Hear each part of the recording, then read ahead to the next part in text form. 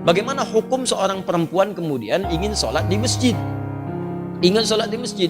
Betul yang tadi ibu sampaikan, yang dituliskan bahwa perempuan itu afdalnya sholatnya di rumah. Tapi harus dilihat kapan hadis itu muncul, karena ada hadis juga yang menyarankan bahkan memotivasi perempuan sholat ke masjid. Yang tadi disampaikan itu ada riwayat-riwayatnya teman-teman sekalian. Di hadis Ahmad ada, di Abu Daud ada. Itu dari Ummu Salamah radhiyallahu taala anha. Ya, afdalu masajidin nisa qa'ru buyutihinna.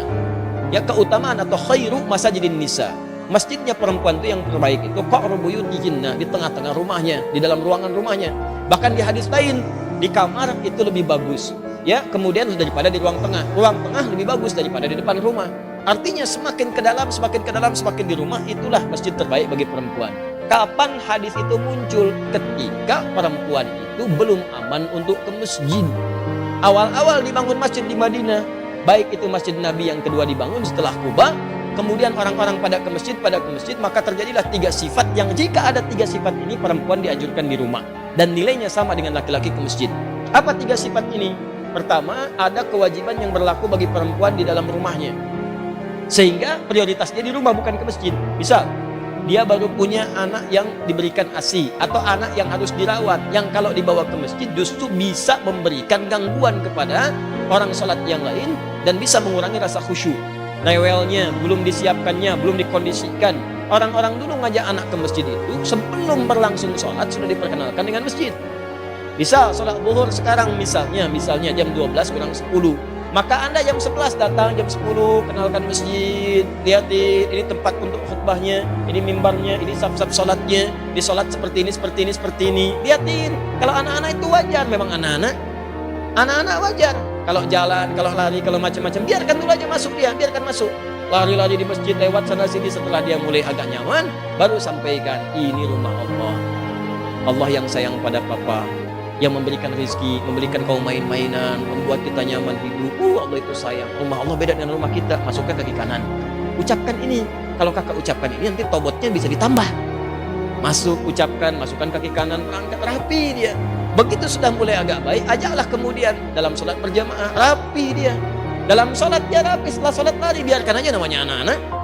Yang repot itu kalau ada orang tua kekanak-kanakan, habis sholat lari-larian. Itu yang repot. Kakek-kakek habis sholat main prosotan di situ, baru kita repot di situ. Kalau anak-anak ya biarkan aja namanya anak-anak.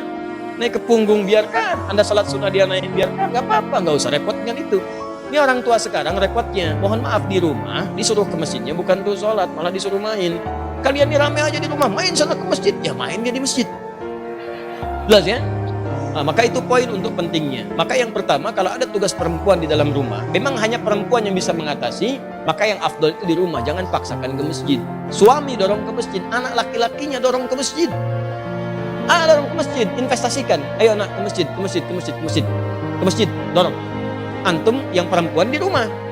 Nah, itu afdolnya. Yang kedua, jika kemudian di jalan itu belum aman dari fitnah. Ini terjadi di zaman Nabi, awal-awal dibangun Masjid Nabawi itu, bahkan jangankan ke masjid, malam-malam itu suka buang hajat, tidak ada toilet.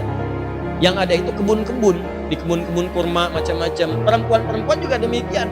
Begitu keluar sering diganggu oleh preman-preman Madinah. Awal-awal di Madinah itu ada preman. Ada, kemudian tobat. Jadi kalau ada preman sekarang telat. Kalau nggak tobat keterlaluan. Orang jahiliyah tobat, preman tobat, telat. Kalau sekarang ada preman tidak tobat. Ya alhamdulillah. Kemarin saya lihat ada banyak yang baik-baik. Saya waktu mengisi untuk persiapan Ramadan itu Masya Allah ada teman-teman dari PANG. Sahabat-sahabat PANG. Masya Allah tampilan badannya macam-macamnya. Tapi Masya Allah tobat mereka. Begitu bertobat, hal pertama yang mereka lakukan adalah mengganti namanya. Dari PANG menjadi pengajian. Ya, PANG jadi pengajian. Tobat. Nah itu diganggu perempuan-perempuan itu, sering diusilin. Sampai bahkan turun ayat tentang jilbab. Ya ayuhan nabiyyu qul li azwajika wa banatika wa nisa'il mu'minin yudnina min jalabibihinna. Nabi, katakan pada istrimu, anak-anak perempuanmu dan perempuan-perempuan yang beriman, sampaikan pada mereka, rendahkan jilbab-jilbab mereka.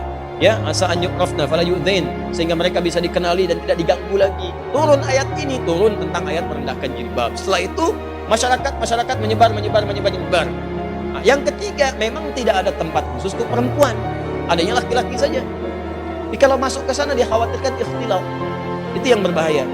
Maka setelah itulah kemudian dalam 3 kondisi ini perempuan diminta oleh Nabi di rumah, lebih baik di rumah, jangan ke masjid. Setelah kemudian tenang, preman-preman mulai tobat, keadaan mulai tenang, dan masjid mulai luas. Maka muncullah hadis-hadis di Al-Bukhari, di Muslim, bagaimana Sayyidah Aisyah mengatakan kalau kami subuh-subuh itu banyak perempuan-perempuan datang ke masjid, kemudian dengan selimut-selimut mereka tutupi sehingga nggak kelihatan karena gelap. Zaman Nabi kan nggak ada lampu seperti ini, ya. Gak ada lampu seperti ini, kelihatan. Jadi begitu sudah mulai remang-remang mereka meninggalkan, sudah cepat lari. Salam, balik ke rumah. Salam, balik ke rumah. Itu tandanya sudah ada saf yang rapi, aman di jalannya, kemudian di rumahnya pun tidak ada tugas yang menuntut perempuan ada di rumah. Maka kalau kondisinya aman seperti itu, terbebas dari 3 hal yang demikian, maka hukum ke masjid itu utamanya sama dengan laki-laki diutamakan. Apalagi kalau suami yang ngajak, bagus itu. Mama ayo ke masjid, safnya ada.